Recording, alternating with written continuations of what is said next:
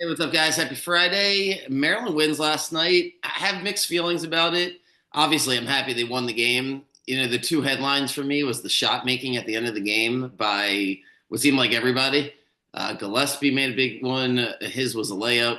Rice and Miguel. I mean, that's really the headline for me. Is Rice and Miguel were really, really good making shots on their own. Frankly, creating their own shots, just huge one-on-one shots, not necessarily the best looking shots, but they went in high level shots. Really incredible, especially for Miguel. Didn't see that coming. And yeah, that's awesome. That's great. Maryland wins on the road. I am happy about it, but I also came away from the game being like, man, they're getting really tired. The lack of bench seems to be catching up with them because the defense just isn't great. It's not great from the start. It's not great at the finish. The reboundings aren't great. The ball pressure has been lacking. Nebraska made some tough shots yesterday, but they also got a lot of good looking shots. The big guy on their team, his name's escaping me now, played a lot, was always just hustling, getting to the ball. Clearly not the player that Reese and Queen are, but I just think that Maryland's going to have to lean more on the bench here for the last 2, 3 weeks of the season if they want to make a serious run. They can win the first game, but that second game, man, they're going to be exhausted here. If they're this was the minutes yesterday. Reese got 37, Queen 36, Rice 39, Gillespie 37, and Miguel 34. So it's only seven for Geronimo and Deshaun Harris Smith got seven, and then Jay Young got three. Young's got to get more minutes than that. That's I recognize that Willard loves playing the point guard Gillespie as much as he possibly can, but I like when Young comes in. He brings a really good ball pressure. Maybe you can play Gillespie and Young together at some points, but I gotta see Young get some more minutes. All three of those guys combined for 0 points. So that's just not sustainable, not to be Captain Obvious here, but you're not going to win very many games with, just five guys getting points. So, yeah, that was the takeaway. They're going to get Iowa on Sunday at home. I was down this year, so Maryland should roll. We'll see if they can keep it up. Derek Queen was great. He's like effortlessly great. I keep knocking him for the shape he's in because he's so good. His first step is so quick that if he has that burst in him, he's got to be spelled for minutes here. We got to have a lineup where him and Reese are just spelling each other for a few minutes because it's just too much. Too much if they're going to win the second game of the tournament, right? Like that's just the way the March Madness tournaments can be set up because that's where they're headed. I think they'll win that first game almost no matter who they play because they're so talented that as long as they're 4, 5, 6, 7 seed, they'll be favored. Should win that first game. It's that second game with it will feel like a 50-50 game no matter who they're playing, where they're going to have the legs for it. So main takeaway is Miguel was awesome. I know he only finished with 17, but it was a huge 17. He's been great. I really enjoy watching him play. He's built real strong. And Maryland wins. Maryland wins on the road. It's nice that they play together. It's nice that that they just it's an easy team to root for, right? As you're a fan, you go through certain teams, and some teams are harder to root for than others, just because you get a knucklehead or two, or you don't like their style of play, or you don't like the coach, or maybe the expectations are high and the team's just not living up to it. So this Maryland team's easy to root for, and I would say the ceiling's probably a 3 seed if they could just almost win out / get the Big Ten tournament. That's probably the best they can do. They'll probably end up in a 5 or 6 spot as they play, a relatively easy schedule on the way out of here, mostly winnable games. And we'll see. Lot to be excited about for Maryland. So, all right, I wanted to spend a couple minutes here because I can't figure out something. So I'm going to just talk it out with the Orioles as I transition, as spring training started here. And, you get to keep 26 guys. Logic says that you keep 13 pitchers and 13 hitters. So work with me on this. If we're going to go with 13 hitters, it feels like the Orioles are going to make a trade, and it feels like there's two people that could be traded. And if not, maybe I'm just missing something. So assuming they bring 13 hitters with them, Mateo does not come because he's injured. He won't be on the opening day roster. So now there's 15 guys that would be eligible, and I knocked it down to 14. So I'm missing one here. So here, the 15th guy was Mayo. So Kobe Mayo, I don't see the pathway for him making the opening day roster. I don't think it makes sense for him to make the opening day roster. And before I get rolling here, this is subject to change, I guess, pending injuries. Pitchers, I'll opine a little bit later, just because there's always random injuries here for a week or two, and it's not as relevant who starts on the opening day roster for some of the bullpen guys. But anyway, position players, I keep saying hitters. That's what I was looking for. Position players. I would imagine that, barring an injury here, there's, like I said, 15 eligible guys, and I knocked it down to 14 because I don't think Kobe Mayo could make the roster no matter what he does this spring training. So if we exclude him and we exclude Mateo because, like I said, he's injured, here's what we got. We got the guarantees of Adley and Gary, Sanchez and Rutschman, which just the thoughts on Sanchez is I gotta see it because I don't know, man. I don't know. I gotta see it. It's a lot of money. Speaking of money, I always talk about the contracts with the Orioles. They certainly invested in him to play a lot. They paid him top of the market money. He was one of the first guys they signed. So they imagine his hitting is going to be on point. I've never been a big fan. He just from the time I've seen him bat. So I want to reserve judgment, but he's certainly on the roster. He's not competing with anybody as Basayo is making his way up the system. Sanchez is the backup catcher. So those two guys are settled in. The first baseman DH spot feels like, Mountcastle and O'Hearn relatively locked in there. Mountcastle's the one guy that, maybe make the argument he gets traded.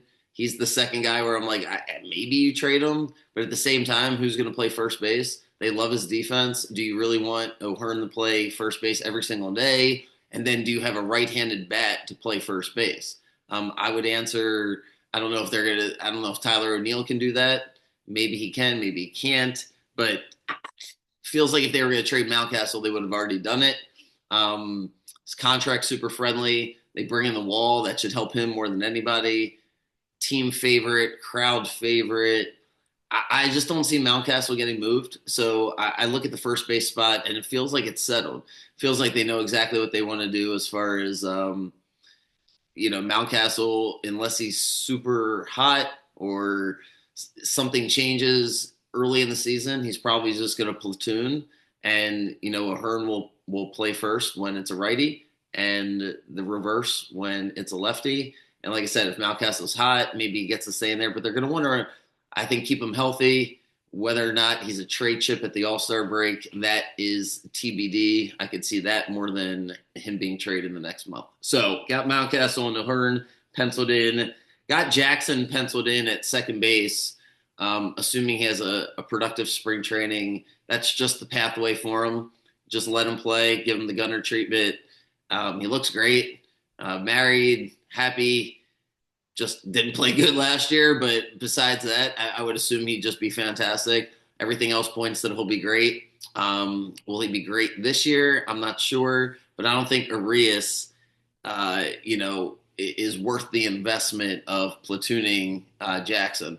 If it was Mateo, yeah, maybe. It's almost fortunate. In Jackson's case, I guess it's definitely fortunate. But for clarity purposes for the Orioles, it's probably fortunate to just let Jackson have the second base spot every day, the way Gunner and Westberg will man the shortstop and the third base spot. You just go in there, and it's healthier that way. I think that's what the best teams do.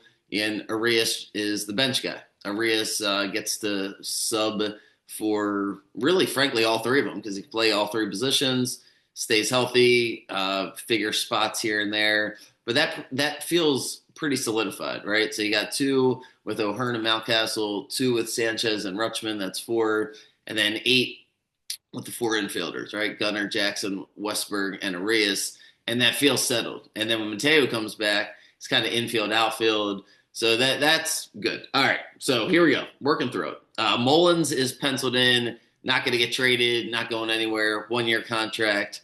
Same thing as Mountcastle, except even more of a, I don't say more of a team favorite or crowd favorite, but has been here longer and really irreplaceable in center field as of last year on a short list of the best defensive center fielders. Plus, they paid him 8.5, 9, whatever it is, $1 million in arbitration. Mateo's in there, so that's a 9. Kowser's got to be there. I guess theoretically they could trade him, but his trade value's at the lowest it possibly could be right this second because he broke his hand last time we saw him. So that's just not going to happen. He's going to be here. Plus, he's got a favorable contract. The Orioles invested in him. Not even worth kind of going into that. So he's there. That's 10. Tyler O'Neill's 100% here, right? He's 1,000% here. That's the number one investment, number one highest paid player on the team, 16.5 million. So that makes 11. He gets the right field spot against lefties, 100%. DH. We'll kind of get into that, at a different time. But just for purposes of the prediction of what's going to happen here the next few weeks with the Orioles. So that's 11. So now we're settled in here with 11, and you got to figure out the last couple of spots. So as you go through it, and you're like, all right, well, who else is actually like 1,000% going to be on the team?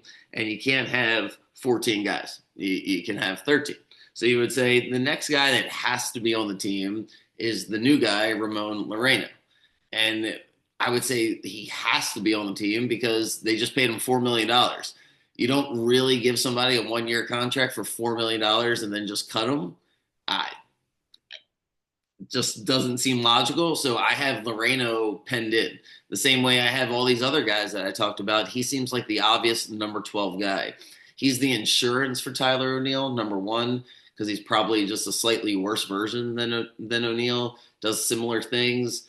He's 30 years old and he's been injured. He's, traveled around, blah, blah, blah. They gave him $4 million. So if you like it, don't like it, love it, hate it, he's on the roster. I don't see how he's not on the roster. So that's number 12. So now you get to Kjerstad, the elephant in the room, where you're like, all right, well, it's Kjerstad's number 13. That's kind of what I thought they were going to do. It's like, yeah, that's kind of what I thought they were going to do too, until they gave Dylan Carlson just under $1 million. So Dylan Carlson is an outfielder and bats lefty and is 26, not much older than Kjerstad, and often injured. Has a very similar Kjerstad resume, was on the Cardinals.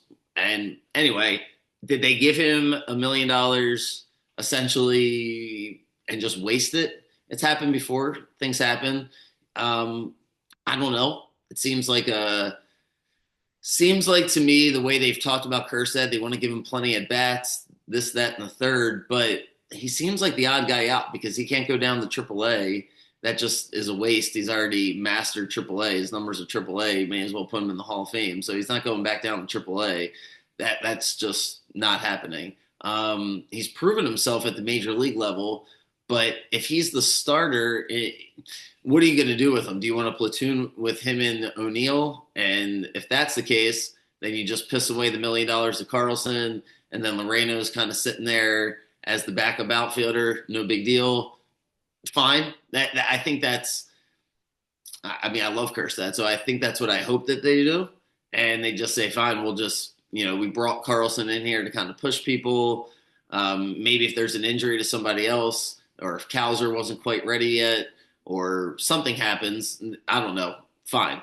But if they're going to stick with Carlson, there's just no room for Kjerstad. There's either no room for Kjerstad or no room for Mountcastle. There's no other player as I went through all the other players, that you could legitimately make any sort of coherent argument that they would trade for, because there's no trade value, right? They paid O'Hearn a friendly contract. He's not going anywhere. Arias has no trade value. That's not, plus he's got a tremendous value as the backup, everything. So it's down to Mountcastle, and I said earlier why I don't think that'll happen. So it's either they gave Carlson money for no reason, which doesn't seem like a Rubenstein Elias thing to do. I shouldn't say that because Rubenstein probably doesn't even know who Dylan Carlson is, but it doesn't seem like an Elias thing to do. Just doesn't. But hey, things do happen. It could be extra insurance, but it would not shock me. I say all that to say that does Kjerstad get moved? Because the way they have the rotation set up, I'll do that another day, but it's pretty obvious what they have, which is a hell of a 2 through 5, 2 through 8, Really, they have a bunch of guys. They have a lot of guys. Do they want to make a super duper package that features one or two of those younger pitchers, plus Kerstead for an ace? Maybe, maybe not. If not, then somebody's got to tell me why Dylan Carlson's here because I don't, seems like just a waste. So that was my 2 cents on the Orioles as we start, um, spring training. Tomorrow morning, I will do a pod on college basketball, aiming to be way better than I have the past few days, or week, I should say. Auburn's playing Alabama tomorrow in college basketball as a 1 versus 2, which is just interesting when you think about where college basketball has come, because that is not surprising if it's Cam Newton against Nick Saban, but here we are. Auburn, Alabama is the number one, number two matchup tomorrow, and they play, or the number one, number two team in the country, and they play tomorrow. So talk about that game and a handful of others. Woo. All right. Enjoy Valentine's Day. See you guys in the morning. And yeah, see ya.